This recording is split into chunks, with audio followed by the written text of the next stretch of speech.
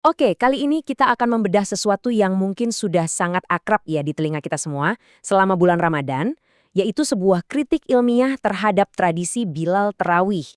Nah, pertanyaan utamanya yang jadi pusat dari seluruh analisis ini sebenarnya simple. Seruan merdu dari Bilal Tarawih itu sebetulnya tradisi dari zaman Nabi atau jangan-jangan cuma sebuah inovasi budaya?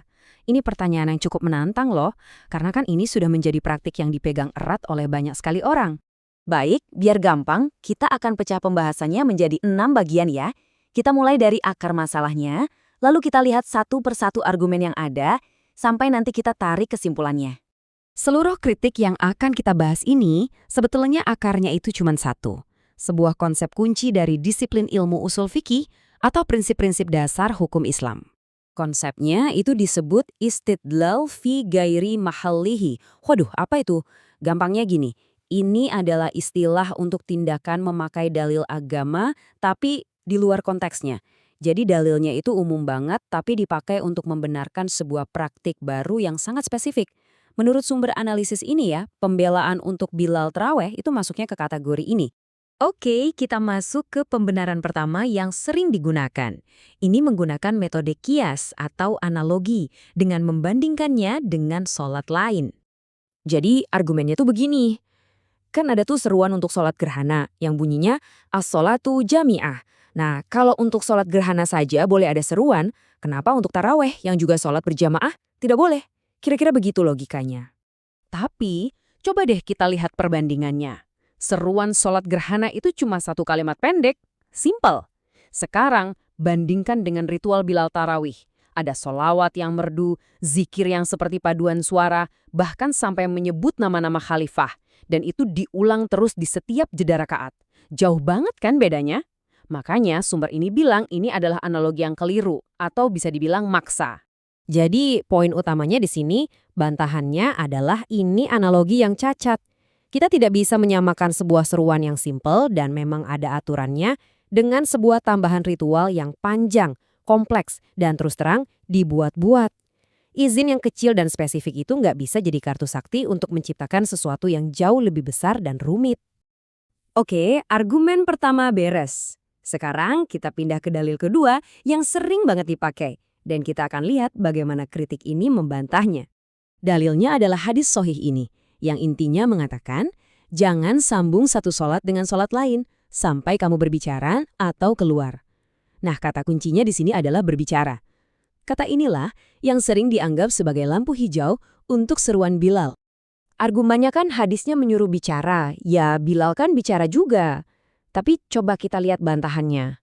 Pertama, menurut Imam An-Nawawi, tujuan berbicara di hadis itu cuma untuk membedakan mana sholat wajib dan sholat sunnah, biar ada jeda gitu.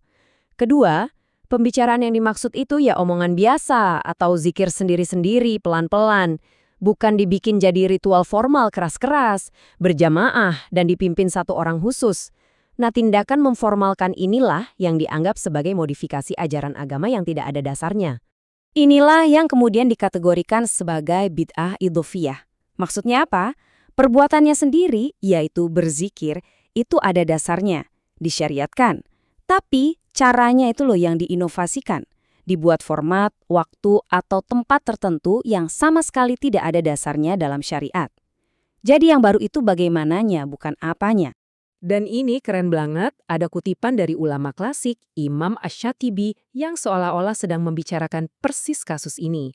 Beliau bilang, salah satu bentuk bid'ah itu adalah ketika kita terikat pada cara dan format tertentu, seperti berzikir secara berjamaah dengan satu suara yang serentak. Wah, pas banget kan? Oke, lanjut ke argumen ketiga. Kali ini argumennya bersandar pada sebuah kitab fikih. Tapi menurut kritik ini, ada semacam celah hukum yang coba dimanfaatkan di sini. Argumennya mengutip dari kitab Bughyatul Mustarsyidin. Katanya, praktek ini boleh-boleh saja, asalkan niatnya itu sebagai sunnah umum seperti zikir biasa, bukan sebagai sunnah yang khusus untuk tarawih. Agak sedikit berputar-putar ya penjelasannya. Nah, bantahannya telak banget. Pertama, kitab itu sendiri sebetulnya melabeli praktek ini sebagai bid'ah. Jadi, klaim sunnah umum ini dianggap cuma sebagai hilah atau trik hukum yang lemah. Kenapa? Ya, karena pada prakteknya, orang awam mana kepikiran untuk membeda-bedakan niat serinci itu?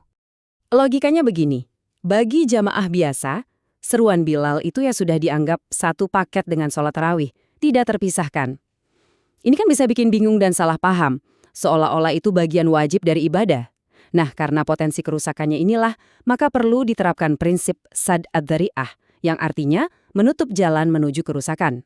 Jadi, lebih baik dihentikan untuk mencegah kesalahpahaman yang lebih besar. Oke, kita sampai di pembenaran terakhir. Yang satu ini agak beda, karena argumennya bukan dari teks agama, tapi dari sejarah lokal kita di Nusantara. Argumennya mengatakan kalau tradisi ini tuh dimulai oleh Wali Songo atau pada zaman Kesultanan Mataram. Tujuannya konon untuk melawan pengaruh ideologi Syiah Rafidah pada waktu itu. Jadi ada tujuan politis atau edukasinya begitu.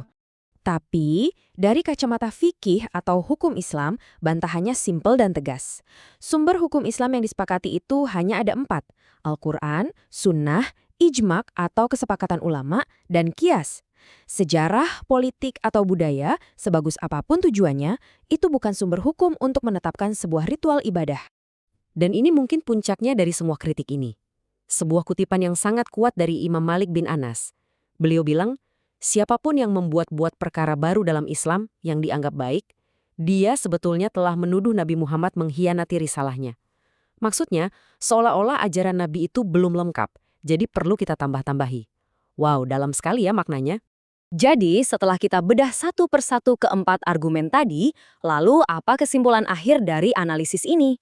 Kesimpulannya cukup lugas. Pertama, praktik Bilal Tarawih ini tidak punya dasar teks yang langsung dan otentik. Kedua, semua justifikasinya ternyata didasarkan pada analogi yang keliru dan pemahaman yang salah kaprah terhadap teks-teks yang sifatnya umum. Ketiga, praktik ini masuk kategori bid'ah idhofiyah, inovasi dalam tata cara. Jadi, seruan utamanya adalah, ya ayo kita kembali ke cara sholat tarawih sebagaimana dicontohkan oleh Nabi. Sholat yang penuh ketenangan, kekhusyukan personal, tanpa ada interupsi seremonial yang riuh.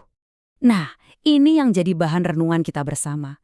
Di satu sisi, ada tradisi yang sudah begitu mengakar. Di sisi lain, ada seruan ilmiah untuk memurnikan ibadah. Di antara melestarikan tradisi dan memurnikan ibadah, kita mau berdiri di mana? Sebuah pertanyaan yang patut kita pikirkan baik-baik.